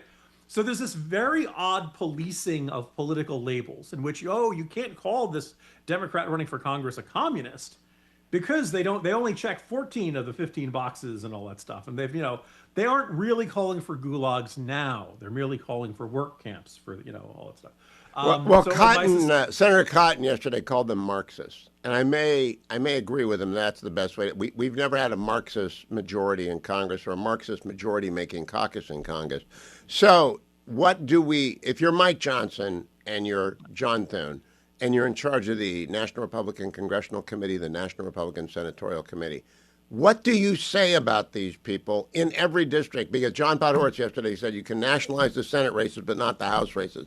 What do you say in every House district in America about the vote people are casting? Yeah, it's tougher. But one of the things I would say is, when these people who say, oh, I'm not a communist, I'm only a democratic socialist, what part of communism do you not agree with? Is it the Stasi? Is it, was it the forced famine in Ukraine? What part of the Soviet Union do you look at that and say, I don't want that part? Because Chevalier genuinely believes she's going to create an America where no one murders each other, right? So, and then the next question is, if you're a Democrat who says, oh, I'm not DSA, where and how will you fight your DSA colleagues? My suspicion is that... Oh, good question. That is that might be, for the non-crazy races, which are going to win because of the district, where and how will you fight your DSA Marxist colleagues? That's why we have Garrity. That's why we call him indispensable. Have a marvelous 250th Fort, Jim Garrity. Read him at Jim Garrity on X. We'll talk about the red card next week before Belgium. We fight the Belgians off. Please welcome an old friend, Fred Ryan. Fred is the president of the Reagan Foundation and the Center on Civility and Democracy. I hold in my hand the book, the Civility Handbook, that the foundation has put out. Fred, welcome. I began the show today by reading the Declaration of Independence, and I had to note, because I knew you'd be on today, that it includes in its first paragraph, a decent respect to the opinion of mankind requires that they should declare the causes which impel them to separation. A decent respect for the opinion of mankind. Kind of the whole theme of the Civility Handbook, isn't it? Exactly right, Hugh. And it's great to be back on your show. Thanks for having me. But we timed that Civility Handbook to coincide with the 250th because it's a time for people to look back and see how does our model of democracy work? What does it require?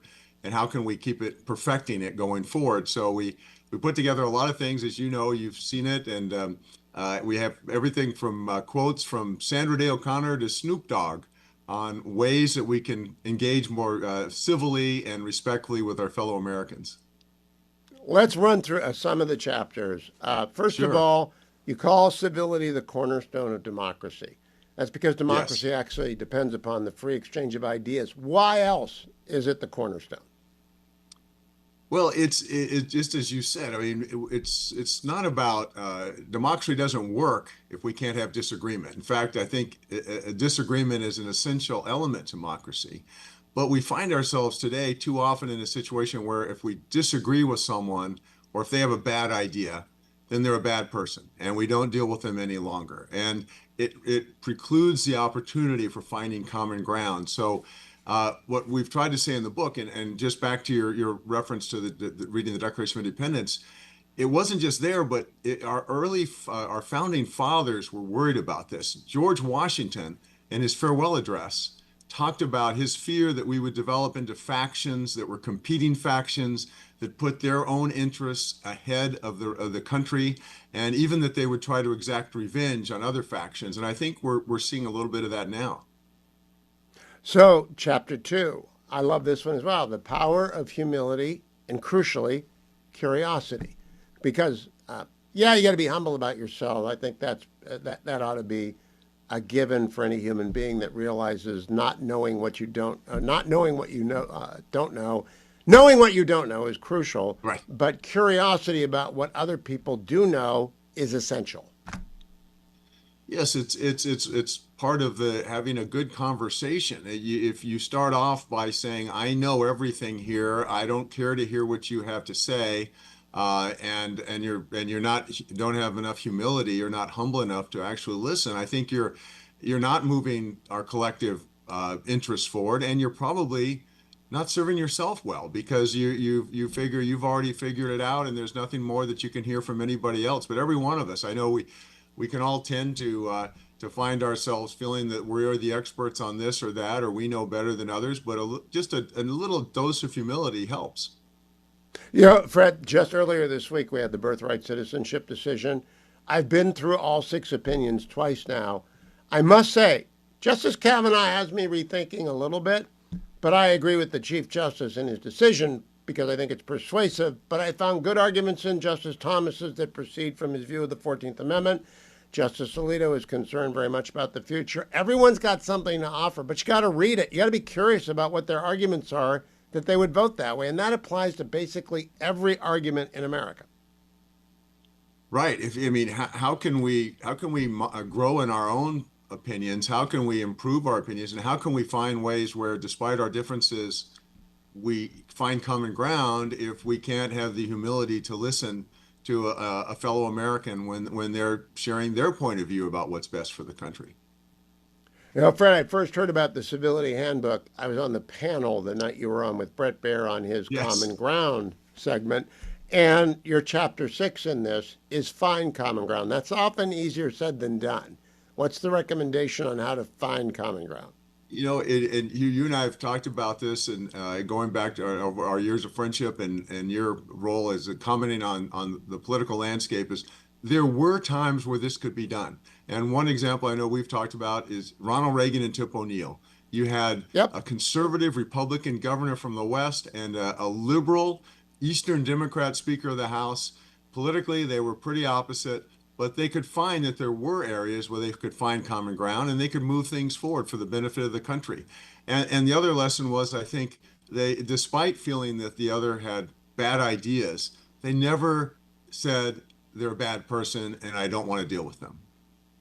I also want to hold up as an example of this a man you worked with for a long time very closely when you were publisher of the Washington Post and who hired me at the Post, Fred Hyatt. Now, Fred and I probably agreed only about 25% of the time, but he was the most civil individual I think I've met, in at least the equal of any civil individual in Washington, D.C. It's a tragedy when he died young, but boy, did he try and make the pages balanced, fair, equitable, and curious, intelligible to all. He really is the personification from the media world of the Civility Handbook. Agree with that? Fred was. He was, for all the reasons you mentioned, a wonderful person. And I was, one of the things I was happy was he was able to recruit you to be on the team there. But I'll tell you one lesson that I learned from Fred Hyatt that I try to apply, and I think we could probably, in the next edition of the Civility Handbook, we could add this. He said, when you're critiquing somebody and you're debating somebody and you're criticizing them, criticize their strongest argument. Don't find the weakest point and go after that because that's easy. But pick the strongest one and critique that and base your opinion on that. And I think that's, I think a lot of us could learn from that. You look at a lot of some of the extreme sites on the platforms and even some of the very opinionated cable channels, and you hear them taking on, criticizing an opponent, but they're picking the weakest, lightest part of their argument when I think all of us would be more persuaded if they took on the strongest part of their argument. Mowing down straw man, I call that. Before I go back to the specific, How do people get the Civility Handbook, Fred? I want to make sure people know they can get it. Well, thank you. It's available. It's free. We made it available through civilityhandbook.com. We've had, in the last week, we've had over 10,000 requests for it. They tell me if it was a commercial book, it would be a New York Times bestseller, but it's if people go to civilityhandbook.com, we will send it to them. We've had teachers reach out to us asking for 50 copies for the students in their classrooms. We've had universities asking for it. So that's the way they get it, civilityhandbook.com. And they can also get the digital version. So we will mail them this hard copy, but they can also get a digital flip book they can see online. Maybe even enjoy it over the 4th of July weekend. It would be great to have it in your desk at school and pull it out and just go to Chapter 7, distinguish facts from opinion, and then Chapter 13, social media. So let's talk about distinguishing facts from opinion, especially on social media. Fred, we got 1 minute left to talk about the Civility Handbook. Well, I mean, you've nailed it there, Hugh. I mean, social media, more than half Americans say they get some of their news from social media. And if you think about it, social media has no journalists, they have no newsroom, they have no editors, no fact checkers, and people are getting their news and they're forming opinions based on that. So it's important to go to trusted sources, people like you who they know do their homework and do their research, and they can get the information firsthand and not rely on social media where there's so much disinformation. Fred, congratulations to you and the Center on Civility and Democracy at the Reagan Foundation. Remember, civilityhandbook.com. Get it for yourself, get it for your class. It's a great way to bring order to a class, by the way. If they're kind of getting tumultuous, just turn to the right chapter of the Civility Handbook, civilityhandbook.com. Fred Ryan, thank you. A happy 250th Fourth to you. As I was talking about with Jim Garrity at the top of the hour, the Democrats have gone over the left cliff. Donnie Deutsch, MS Now. One of those who recognize it, who speaks the truth clearly. Cut number one, he's talking to Stephanie Ruhle. Well, Democrats are going off the rails. They're not even focused. What matters to people is affordability. And Democrats right now are focused on two things. They're focused on anti-Semitism and socialism. That's not all Democrats. Not all, but that's where the energy in their parties, when you look at the two candidates that got elected in the last week, one of them talks about that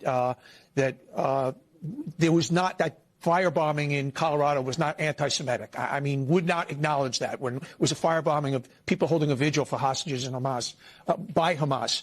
Another candidate in New York was been well documented, was at a October 8th rally, a pro-Hamas, pro-Palestinian rally. This is ridiculous, and they're both running on anti-American, not socialistic, let's abolish ICE, let's abolish prisons, let's abolish everything. Let's abolish the police. It's insane. And the Republicans are going to tar them with this. This is the problem. Even though they are a small sector of the party, this is right now, every Republican strategist is salivating on what these people have said in the past. And they're going to wallpaper it with it. And the Democrats are going down a bad path. They're electing these Democratic socialists. It's a disaster. No matter what you think of it, wherever your politics are, it's bad strategy. But it is not, as Donnie said, a small portion of the Democrats. They're going to hold the power. They're going to hold the balance of power. If they win, they're going to win all those races. Those are deep blue districts. The one I read to Jim Garrity. They're not going to win some of those Senate races. I'm more optimistic about the Senate. I think we'll beat Al-Sayed. I know we're going to beat Graham Plantner. He's a communist. And he's also an abuser, a domestic abuser. He's also a misogynist. He's also homophobic. Graham Plantner is a bad guy. And that's coming through. His numbers are dropping like a rock. I also think we'll beat Ossoff in Georgia because Georgia's actually center-right, not way left like John Ossoff. I don't Sherrod Brown actually looks a little bit like Joe Biden did in his second 2 years in office.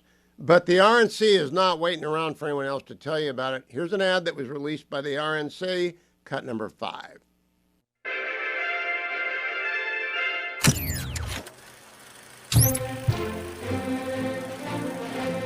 In recognizing a communist, physical appearance counts for nothing.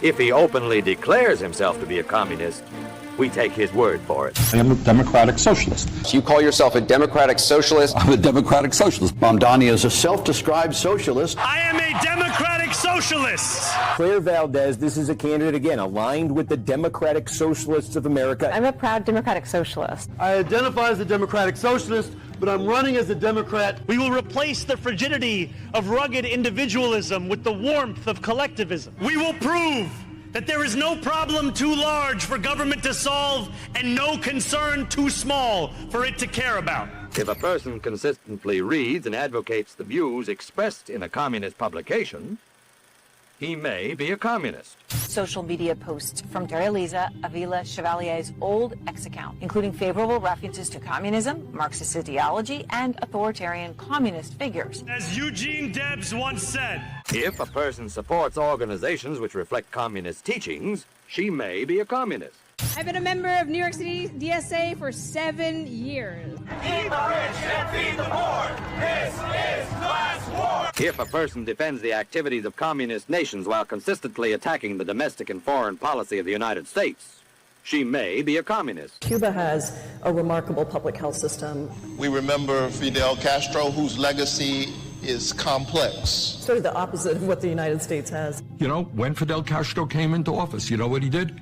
He had a massive literacy program. Is that a bad thing? There's a lot of dissidents imprisoned in Cuba. That's right. The actions and U.S. contributions to the suffering of Cubans. This particular bullying and the use of sanctions. Like other U.S. policies, the cruelty is the point. It does not help the people of countries like Venezuela. Do you believe that the 9/11 terrorist attacks on America were the inevitable consequence of American foreign policy? Inevitable in the sense that we destabilized a lot of the Middle East, that forced people to believe that another act of violence was the only response. Social media post from Daria Lisa Avila Chevalier. One calls the United States an effing disgrace. If a person does all these things over a period of time. But they've already got 9 radicals in Congress. They've already got 9. They're aiming for 6 more, and they have 15. They're going to hold the balance of power. That's what's headed your way. What I'd like you to do is please be generous right now to Venezuela. Food for the Poor is running an emergency campaign for food to help Venezuela. They are experts in getting what is needed in a disaster zone in a large part of the country is completely in rubble. Please call 855-359-4673. 855-359-4673. Maybe donate the cost of a package of hot dogs and some potato chips tomorrow, $15, $20, $50, and help Venezuela out. They haven't been our friends, but that's the government. The people there are wonderful. We love the people, and they need our help. 855-359-4673, or text my name, Hewitt, H-E-W-I-T-T, to 51555. That's Hewitt to 51555. As promised, Philip Balboni, founder, editor-in-chief of the Global Post, is with us, globalpost.com. And by the way, if you go to the link, globalpost.com/Hugh, you'll get 50% off. Phil is not a sponsor of the show. He's just a regular and wonderful, great guest who always informs me about something. And today's information is about Germany and its rearmament, about which I was unaware. Philip, when did Mr. Merz finally begin to deliver on Germany's pledge? Hugh, first of all, happy 4th. And to you. The discount is Hugh H, not just Hugh. Hugh H. Okay. Yes. Okay. So I just want to make sure the listeners and viewers got that right. So this is a really, really interesting story and an important one too, Hugh. So Germany is rearming for the first time in 80 years since the end of World War II. The Chancellor has promised that Germany will reach 3.5% of gross domestic product, or GDP, going for defense spending by 2029. They're in the mid-2s right now.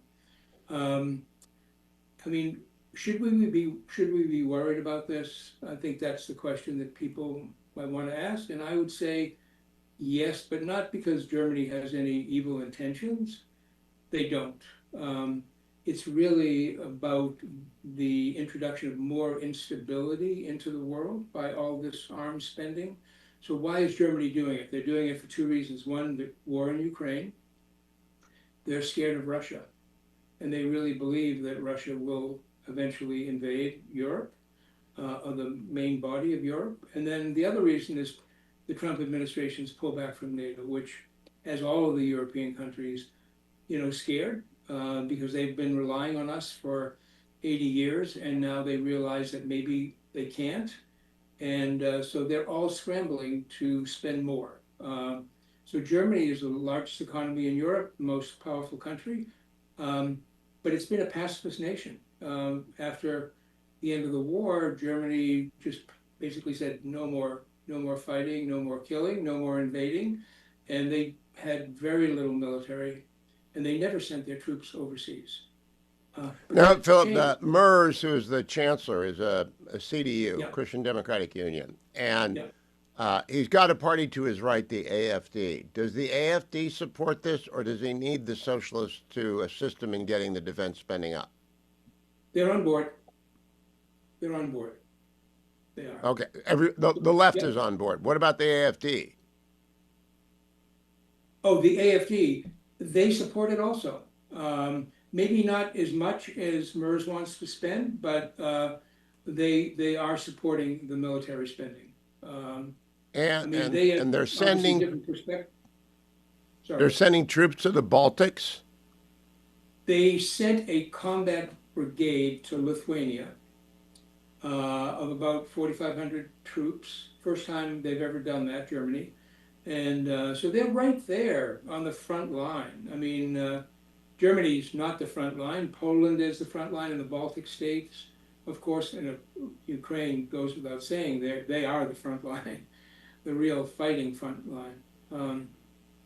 So if Russia were to invade the Baltics, Lithuania, Latvia, Estonia, then the German brigade would be right there. And then, of course, that would trigger all kinds of other things.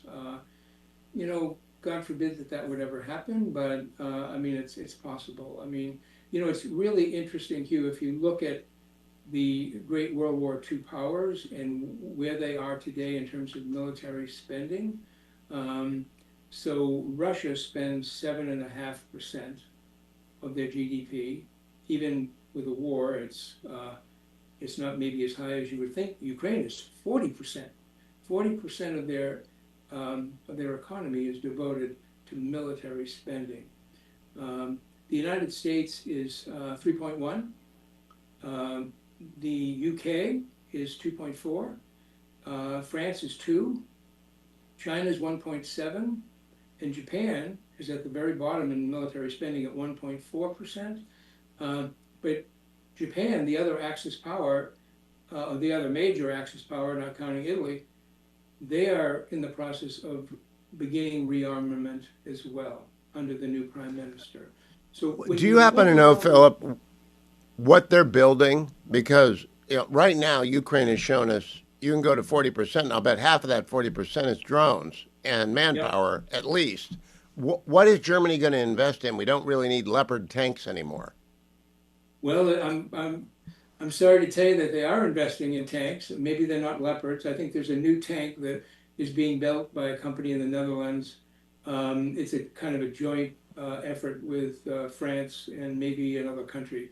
But they are building tanks, fighter jets, and of course drones, artillery, shells, men and women, and uniforms and rifles and bullets, and I mean everything that it takes, you know, radar systems, intelligence systems. That's the other thing Germany is doing, is they are greatly increasing their intelligence capabilities, because in all these years since World War II, they've completely relied on the US for intelligence sharing. So we have all these phenomenal capabilities from you know, eavesdropping to human intelligence, CIA activities. And we give a lot of that to the Germans and the French and our other allies.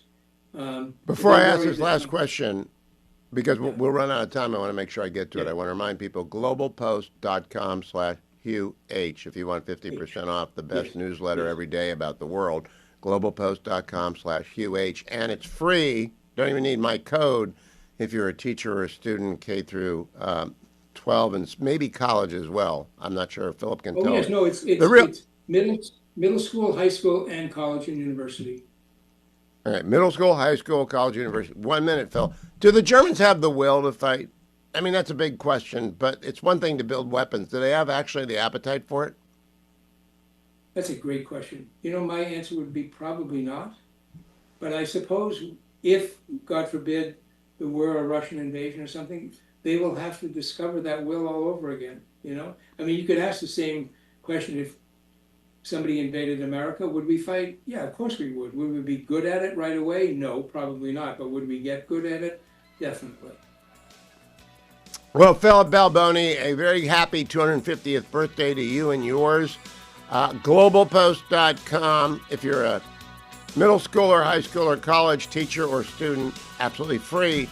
But if you just want to be smart about the world, go to globalpost.com/Hugh H. and you'll get it 50% off for the first year. Philip Balboni, thank you, my friend. Happy 4th. Tarzana Joe, the poet laureate of the Hugh Hewitt Show's a day early. It's not Friday, but we're not going to be here on Friday. We're pre-recorded. So time to talk to Tarzana Joe. Hello, Joe. Oh, you happy birthday, America. And we have to acknowledge that while we're having a birthday party, there are some party crashers. And, one's a fluke, two's a trend, three's a movement, and four's a disaster. So we need to celebrate what we have and preserve what we have. And here we go. These are the times that try men's souls, a patriot once wrote. And those who welcomed common sense embraced another quote. The Continentals under George were in a full retreat, and all prediction markets then were pointed toward defeat. Chaos ruled as if the world had been thrown off its axis, and Congress simply couldn't agree on trade or votes or taxes. Those who fought for liberty were sure that ship had sailed, and yet, somehow through all of that, the patriots prevailed. Today, we're met on battlefields of yet another war to keep alive the freedoms that our fathers struggled for. We have no potent pamphleteers, no patriotic ditties, but soldiers of oppression are quartered in our cities. A quiet war on freedom these minions have conducted, and wearing crowns of ignorance, they've plundered and obstructed. We have this consolation as we take up the fight. Our victory will be more sweet, arrayed against such might. And if we stand with courage, I know we cannot fail. The last best hope of freedom will not perish, but prevail. That's The Times They Are A-Tryin' by Tarzana Joe. The times they are trying. It only misses the Summer Soldier and the Sunshine Patriot, Joe. So in 2.0, we got to get another stanza in there just to give our hat tip to Mr. Payne, like you did at the beginning there. Is that going to be posted at tarzanajoe.com in time for the 4th of July? Absolutely, as well as last week's America 250. So feel free to go to tarzanajoe.com, take them, read them. After you've read the Declaration to your party friends and ignited some safe and sane fireworks, be my guest. And tarzanajoe.com. I don't think it's up yet, but will it be early in our 251st year? The new tarzanajoe.com is scheduled for launch at the end of July, but it functions as the old tarzanajoe.com. So I want a poem, click the button, send the page. I'll get right back to you. And Joe will continue to work in our 251st year. Or is it our 250th year? I don't know, but it's our 250th birthday, so I guess it's our 251st year. I could be wrong. Go to tarzanajoe.com and figure it out for yourself. But if you need a poem for any occasion, go to tarzanajoe.com and hit the I Need a Poem button. Joe will be right back to you. Rates are reasonable. Thank you all. Have a wonderful July 3rd, 4th, and 5th. Have a great day, and I will talk to you on Monday on the next live Hugh Hewitt Show.